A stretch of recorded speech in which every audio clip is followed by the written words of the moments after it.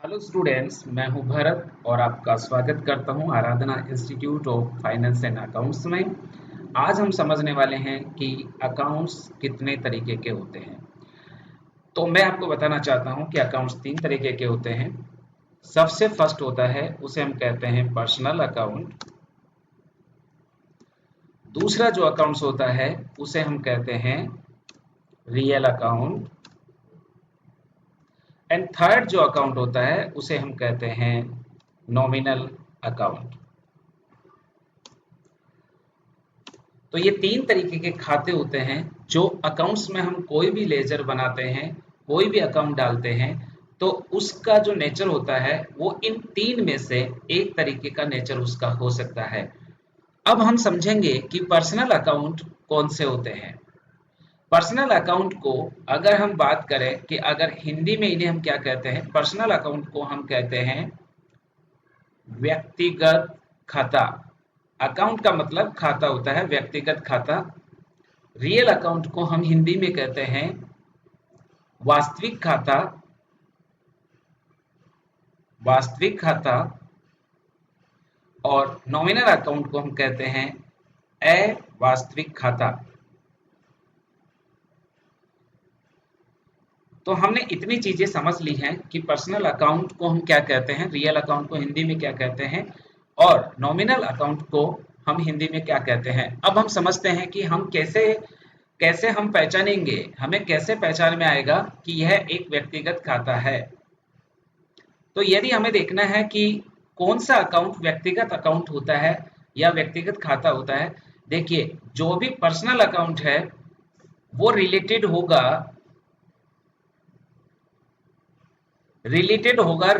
To person. वो किसी person से रिलेटेड होगा, यानी उसमें किसी पर्सन का क्या आएगा, नेम आएगा। कोई भी खाता यदि व्यक्तिगत खाता है तो उसमें पर्सन का नाम हो सकता है, या फिर हो सकता है कि पर्सन का नाम नहीं हो तो हो सकता है कि किसी फर्म का, किसी ऑर्गेनाइजेशन का, किसी ट्रस्ट का, या कोई भी एक ऐसी संस्था, हिंदी में अगर मैं बात करूं कोई भी एक ऐसी संस्था, या फिर किसी पर्सन का नाम, अगर ये डायरेक्ट अगर आपको कहीं दिखता है तो आप समझिए कि वो एक पर्सनल अकाउंट है। अगर मैं बात करूं एक एग्जाम्पल की, अगर मैं बात करता हूं तो यहां पर मैं आपको एक एग्जाम्पल दे रहा हूं। जैसे मैंने कहा कि राम ने श्याम को 5,000 रुपए दिए। राम ने श्याम को 5,000 रुपए दिए, तो आप यहां देख रहे हैं कि यहां पर एक अकाउंट यह है जो देने वाला है और एक अकाउंट यह है जो लेने वाला है। अब यहां पर भी हम देख रहे हैं कि नाम जो राम जो है वो एक पर्सन का नेम है, इसलिए ये एक पर्सनल अकाउंट है। और यहां पर श्याम है, ये भी क्या है, एक पर्सनल अकाउंट है। तो यहाँ दोनों लेजर या दोनों अकाउंट जो है इस एंट्री में क्या है, पर्सनल अकाउंट है, या मैं कहूंगा कि पर्सनल लेजर है। अगर मैं आपको इसी की जगह पे अगर आपको मैं ये बोलता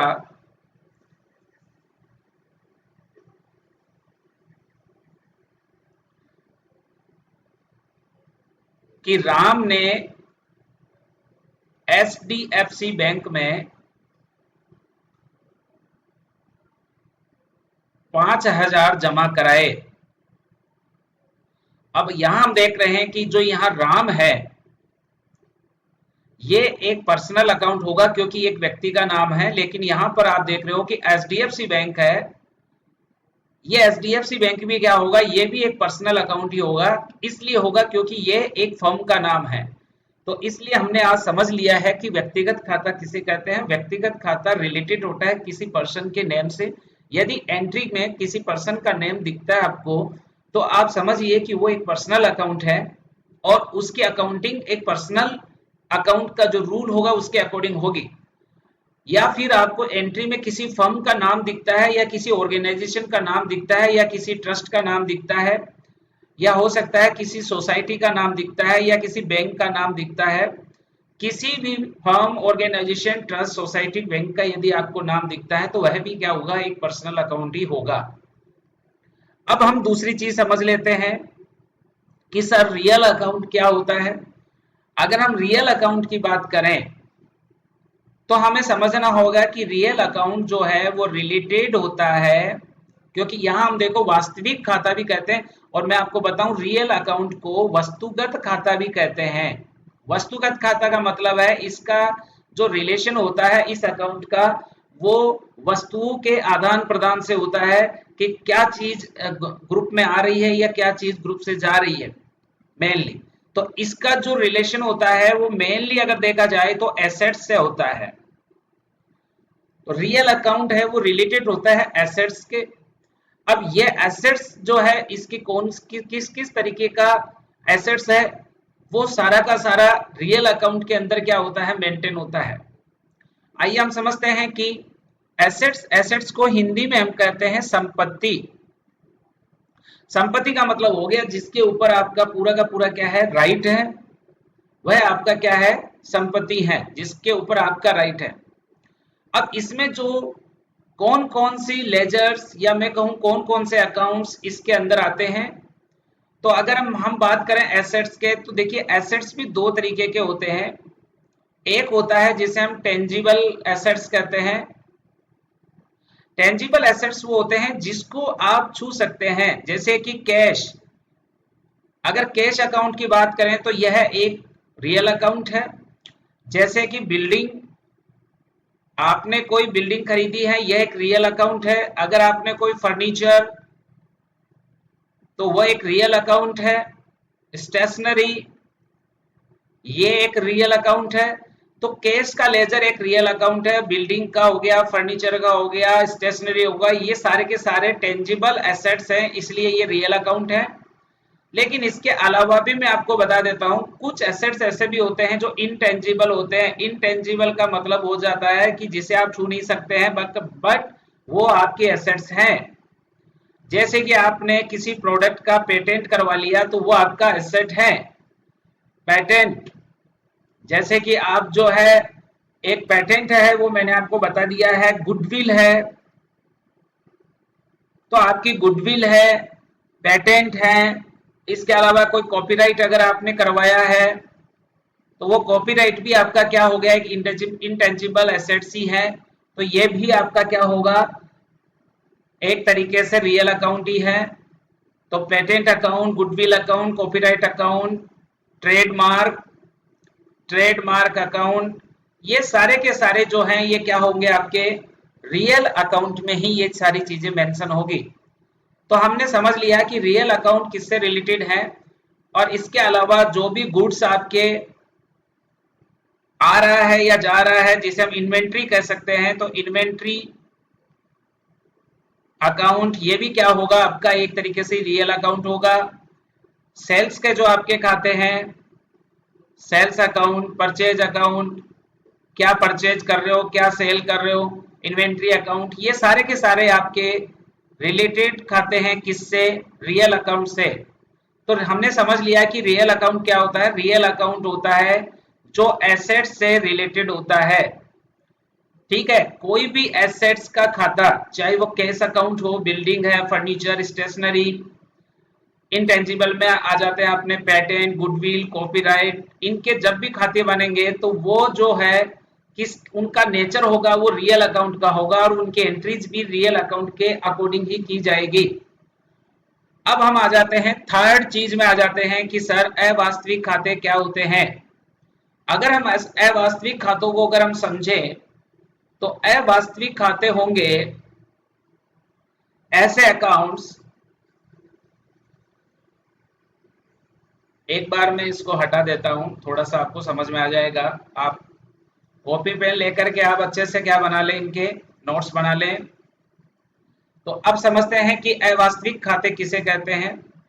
रियल अकाउंट ये रिलेटेड था एसेट्स से, जो भी एसेट्स हैं वो सारे के सारे रियल अकाउंट में हैं। अब आ जाते हैं नॉमिनल अकाउंट, ये रिलेटेड होता है इनकम एंड एक्सपेंसेस। ये रिलेटेड होता है इनकम एंड एक्सपेंसेस। ऐसे सारे लेजर्स, ऐसे सारे अकाउंट्स जो आपके इनकम से रिलेटेड हैं या फिर एक्सपेंसेस के रिलेटेड हैं, वो सभी खाते अवास्तविक खाते होते हैं। जैसे अगर हम बात करें तो प्रॉफिट लॉस अकाउंट है। इसके अलावा अगर हम बात करें, जैसे अगर हम सैलरी दे रहे हैं तो ये एक तरीके से हमारा एक्सपेंसिस, इसका नेचर क्या होगा, एक एक्सपेंसिस का होगा। इसलिए सैलरी अकाउंट जो होगा वो भी क्या होगा, एक तरीके से नॉमिनल अकाउंट होगा। सपोज करिए आप रेंट दे रहे हैं बिल्डिंग का, तो ये भी एक एक्सपेंसिस अकाउंट है, ये भी एक नॉमिनल अकाउंट होगा। अगर सपोज करिए कि आप कोई इंटरेस्ट, ब्याज पे आपने पैसा दे रखा है और उसका इंटरेस्ट आप ले रहे हैं, जब ले रहे हैं तो ये आपका इनकम होगा। लेकिन ये जो लेजर्स हैं सारे के सारे, जो इनकम के लेजर हैं, जो एक्सपेंसेस के लेजर हैं, जिससे हम इनकम सोर्स और एक्सपेंसेस कहाँ कहाँ हो रहे हैं, ये सारी चीजें जिससे हम शो ऑफ करते हैं, उन सभी खातों को हम नॉमिनल अकाउंट्स में रखा जाता है। तो आज हमने समझा है इस वीडियो के माध्यम से कि पर्सनल अकाउंट वे हैं जो किसी व्यक्ति के नाम से या किसी फर्म के नाम से हमें एंट्री में शो होते हैं, तो हम उन्हें पर्सनल अकाउंट कहते हैं, व्यक्तिगत खाता कहते हैं, और इसकी एंट्री इसी नियम से करते हैं। दूसरा मैंने बताया रियल अकाउंट होता है, ये वस्तुगत खाता होता है, तो ये रिलेटेड टू एसेट्स होता है, ये संपत्ति से संबंधित होता है। जैसे हमारे बिल्डिंग हो गया, ठीक है, तो बिल्डिंग हो गया, फर्नीचर हो गया, स्टेशनरी हो गया, केस हो गया, सैलरी हो गई, या आपके क्या बोलते हैं उसको, सेल्स हो गया, परचेज हो गया, इन्वेंट्री हो गया, ये सारा का सारा जो है ये रियल अकाउंट के लेजर्स हैं। नॉमिनल अकाउंट ये वो लेजर्स हैं, आप समझ लो कि जो इनकम और एक्सपेंसेस को शो करते हैं। ठीक है, तो जैसे कि हम रेंट दे रहे हैं तो ये एक एक्सपेंसिस है, जैसे कि हम इंटरेस्ट ले रहे हैं तो ये हमारे लिए एक इनकम है। तो इस तरीके से जो लेजर्स होती है जो इनकम और एक्सपेंसेस को शो करती है, वो नॉमिनल लेजर कहलाती है या नॉमिनल अकाउंट कहलाती है। तो इस तरीके से हमने तीनों खातों को क्या कर लिया है, समझ लिया है। आइए मैं कुछ आपको बताता हूं।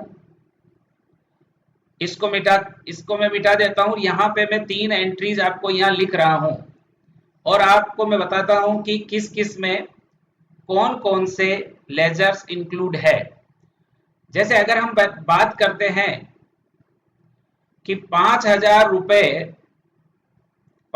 रुपए एसबीआई बैंक में जमा कराए। अब ये एक स्टेटमेंट है जिसे हमें रिकॉर्ड करना होता है। तो 5,000 रुपए एसबीआई बैंक में जमा कराए, तो यहाँ पे ये जो लेजर आपको दिख रहा है, ये लेजर कौन सा लेजर होगा, ये पर्सनल अकाउंट है, और इसमें पर्सनल अकाउंट के अकॉर्डिंग ही क्या होगी, एंट्री होगी।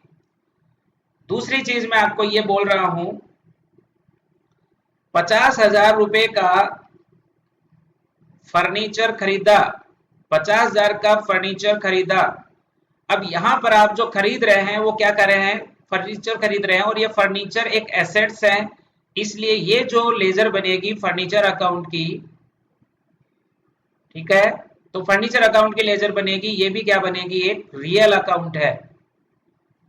इसी तरीके से अगर मैं आपको कहूं कि 10,000 रुपए का रेंट चुकाया, तो यहां पर हम देख रहे हैं कि जो ये रेंट है जो आप दे रहे हो, तो इसका जो अकाउंट बनेगा वो रेंट अकाउंट बनेगा। और चूंकि इसका नेचर जो रेंट का है, आप चुका रहे हो, यानी कि ये एक तरीके से आपके लिए एक्सपेंसिस हुआ, इसलिए ये जो लेजर बनेगा ये नॉमिनल लेजर बनेगा। और इसका जो ट्रांजैक्शन रिकॉर्ड होगा, या मैं कहूंगा इस एंट्री को जब हम रिकॉर्ड करेंगे या इसकी जनरल एंट्री बनाएंगे, तो ये नॉमिनल अकाउंट के हिसाब से क्या होगा, इसका ट्रांजैक्शन रिकॉर्ड होगा।